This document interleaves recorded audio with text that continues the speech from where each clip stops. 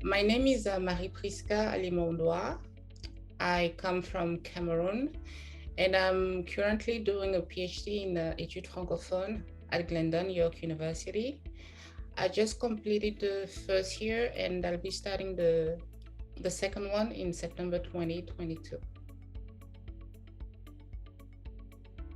Ma recherche porte sur l'analyse de textes français anciens qui datent du XVIIe siècle et qui traitent de la colonisation française des Amériques et par extension de l'Afrique.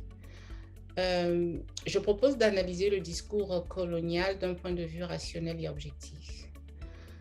On parle beaucoup de colonisation, mais je ne pense pas que l'on ait toutes les données pour vraiment évaluer cette idéologie de conquête d'autres nations au nom de la civilisation ou encore de la religion. Et l'idéal serait donc de dépassionner le débat et pousser à une réflexion plus constructive dans la mesure où le discours colonial soutient une idéologie de conquête et d'aliénation peu objective, à mon avis, et qui perdure aujourd'hui encore sous forme de néocolonialisme en Afrique ou sous forme de paternalisme à l'endroit des autochtones du Canada. Ce sujet est pertinent quand on voit les tensions géopolitiques actuelles. La récente visite du pape François au Canada ou encore le retrait des troupes françaises du Mali il y a quelques mois dénotent un malaise géopolitique qui, à mon avis, remonte à la colonisation et les idéologies comme race supérieure, race inférieure qui vont avec.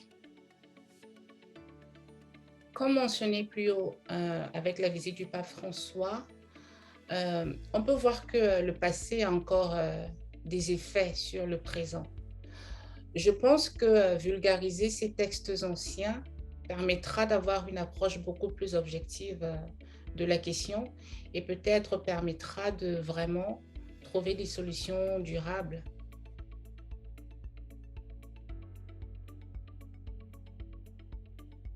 J'espère vraiment produire un travail qui pourra être utilisé plus tard comme ressource dans l'enseignement de l'histoire des contacts entre peuples. Après mon doctorat, j'ambitionne de contribuer à la valorisation des cultures minoritaires à l'Université de York, si possible, à travers peut-être l'enseignement de matières spécifiques comme la colonisation et ses enjeux géopolitiques, moraux et culturels. Le sujet est vaste, mais il est vraiment, comment dire, il mérite d'être élaboré, surtout pour les personnes issues de la colonisation.